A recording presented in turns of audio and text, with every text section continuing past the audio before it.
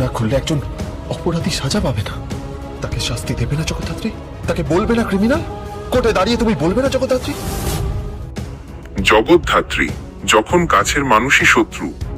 আজকের জগদ্ধাত্রী পর্বটি সিরিজের অন্যতম আবেগঘন এবং তীব্র মুহূর্ত নিয়ে এসেছে। Watch this video completely and subscribe to the Chiraish by Anshanbil and subscribe to the channel. আপনি কি কখনো ভেবেছেন যদি আপনার সবচেয়ে বিশ্বস্ত ব্যক্তিটি আপনার সবচেয়ে বড় শত্রু হয়ে ওঠে? জগদ্ধাত্রী ঠিক এমন পরিস্থিতিরই মুখোমুখি এখন। সে একা, মনে হচ্ছে কেউ তার পাশে নেই। আর যাকে সে একসময় নিজের জীবনের চেয়েও বেশি বিশ্বাস করেছিল, সেই হয়তো তাকে পেছন থেকে ছুরি মারছে। পর্ব 1052-তে জগদ্ধাত্রী ধীরে ধীরে সব সূত্র মেলাচ্ছে। একটি হারানো ফোন ডটছে, একটি ভুয়া অপারেশন ফাইল কাছের একজন মানুষের অস্বাভাবিক আচরণ, সবকিছুই একটি ভয়ঙ্কর সত্যের দিকে ইঙ্গিত করছে। শত্রু খুব খুব কাছাকাছি।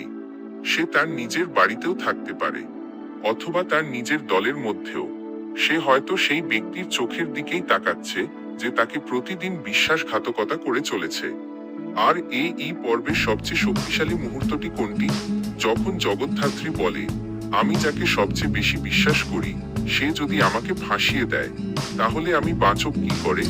এটা শুধু একটা সংলাপ নয়, এটা একটা অনুভূতি, এমন এক বেদনা যা আমাদের অনেকের কাছেই পরিচিত, যখন আমরা অপরিচিতদের দ্বারা নয় বরং প্রিয়জনদের দ্বারা প্রতারিত হই।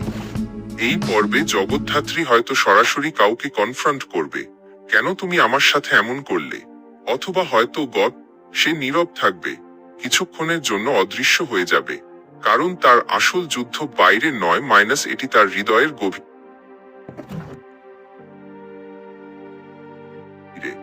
আপনি তার চোখে তা দেখতে পাবেন, এমন চোখ যা কাঁদছে, অথচ তার মুখে এখনো সাহসের হাসি। তার ভেতরের ঝড় কেউ দেখে না, কিন্তু সে ভাঙবে না। এখন বড় প্রশ্নটি হলো, সে কি এই মানসিক যুদ্ধে জিতবে, নাকি এই বিশ্বাসঘাতকতা শেষ পর্যন্ত তাকে ভেঙে দেবে? আপনার মতে আসল বিশ্বাসঘাতক কে, তা কমেন্টে জানান।